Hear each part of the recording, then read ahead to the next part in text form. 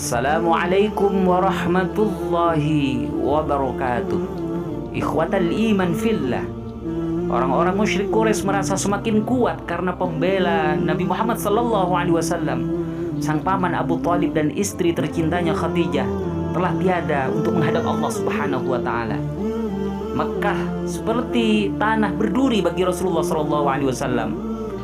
Di tanah kelahirannya sendiri, beliau merasa seperti orang asing. Suatu saat beliau pulang ke rumah dalam keadaan sekujur tubuhnya penuh lumuran tanah kotor karena seseorang telah melempari Rasulullah SAW dengan bertubi-tubi. Fatimah Az-Zahra yang menyaksikan ayahnya dalam keadaan demikian berlinang air mata. Kotoran di sekujur tubuh Nabi dibersihkan oleh Fatimah, putri kesayangannya. Ikhwatal iman fillah. Dengan sabar Nabi Muhammad SAW menghibur hatinya dengan tetap tersenyum.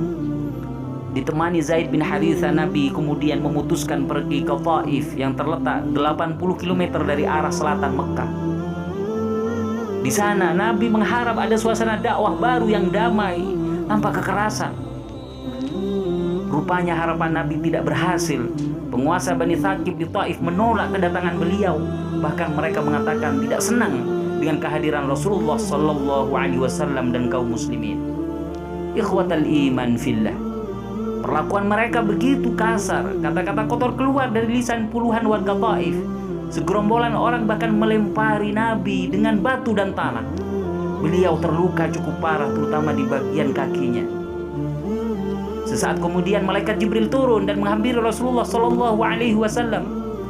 Jibril berkata, "Wahai Nabi, Allah mengetahui apa yang terjadi kepada engkau atas perlakuan penduduk Taif ini.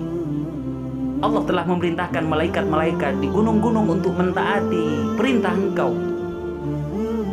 Apa jawaban Rasulullah SAW? Ikhwatal iman fillah. Dalam kondisi yang amat memilukan itu, beliau Nabi Muhammad dengan lembut berkata kepada mereka, walaupun mereka menolak ajaran Islam, arju ayyukhrijallahu min aslabihim may ya'budullaha la yusyriku bihi syai'a. Aku tetap berharap dengan kehendak Allah, keturunan mereka suatu saat menyembah Allah dan beribadah kepadanya, bertauhid kepada Allah Subhanahu wa taala. Ikhwatal iman fillah, begitu akhlak dan harapan Nabi sebagai pemimpin umat. Beliau benar-benar memperhatikan aspek akidah agar kelak umatnya diselamatkan dari kobaran api neraka. Demikian pula para malaikat. Betapa tinggi kasih sayangnya kepada Nabi. Beliau selalu ingin dilindungi. Beliau selalu ingin diselamatkan dari tindakan zalim dan makar orang-orang yang selalu ingkar terhadap risalah tauhid. Ikhwatal iman fillah, andaikan di Taif itu Nabi mau berdoa kepada Allah agar penduduk Taif dihancurkan, diratakan tanah sehingga mereka binasa, pasti Allah mengabulkan. Tetapi tidak demikian watak dan akhlak Rasulullah SAW. Beliau tetap ingin berdoa untuk umatnya yang terbaik agar semuanya dapat hidayah dari Allah Subhanahu wa taala. Ikhwatal iman fillah, hari ini Rabu 9 Desember 2020 negeri ini sedang menyelenggarakan pilkada serentak.